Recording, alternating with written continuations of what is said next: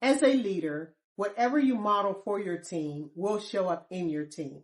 So if you model boundaries and leadership, your team will have the freedom to do the same. I'm Tabitha Person, a leadership and executive coach, and today I'm highlighting 3 practices that you can begin to embrace today to be an example for your team and to also increase team effectiveness, their empowerment, and even the overall team culture. So one of the problems that I see commonly among leaders is overworking.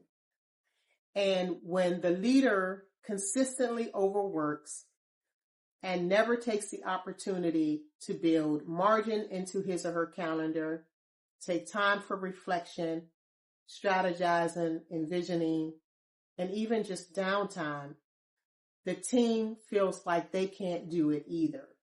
So practice number 1 is communicate availability.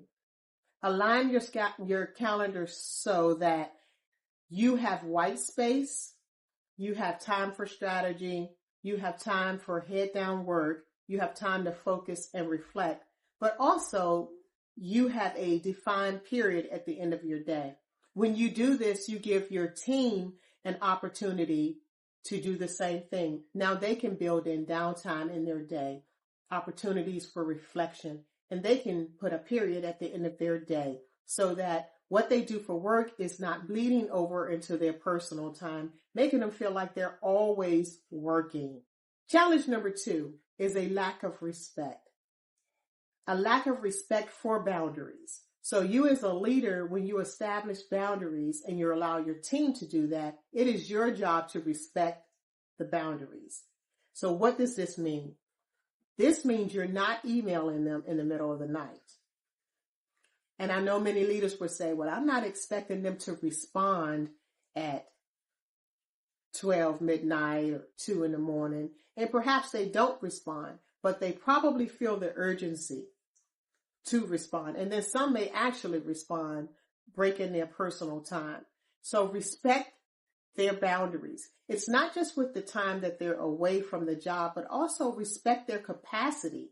So this means that you're not overloading one person with projects, but you're spreading projects amongst your team evenly so that no one feels overworked all the time. So the last challenge that I see quite commonly is unrealistic expectations.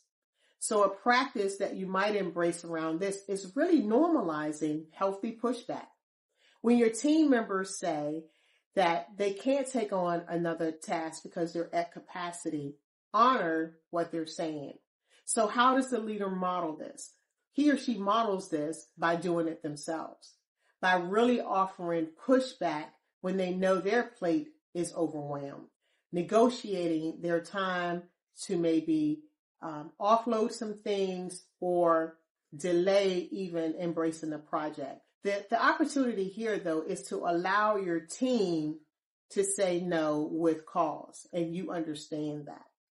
So when you model these 3 practices for your team, you will see that engagement will increase. You will see that capacity will increase, that overall team effectiveness will increase. So 3 practices for you to take away today is make sure you're communicating availability, give your team the freedom to do that as well.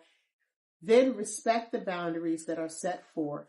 And then lastly, normalize healthy pushback when your team says they can't take any more by doing that yourself when you're overloaded. Boundaries are contagious. So what are you taking away for your team? Are you taking away the opportunity to show them what balance looks like in leadership by setting effective boundaries? Or are you showing them what burnout looks like? Give me a comment below. I would love to hear your thoughts on this topic. If this resonated with you, make sure that you subscribe to my channel so you never miss a video that's going to help you grow in your purpose-driven leadership. Be sure to check the link in the description for next steps, and thank you for watching.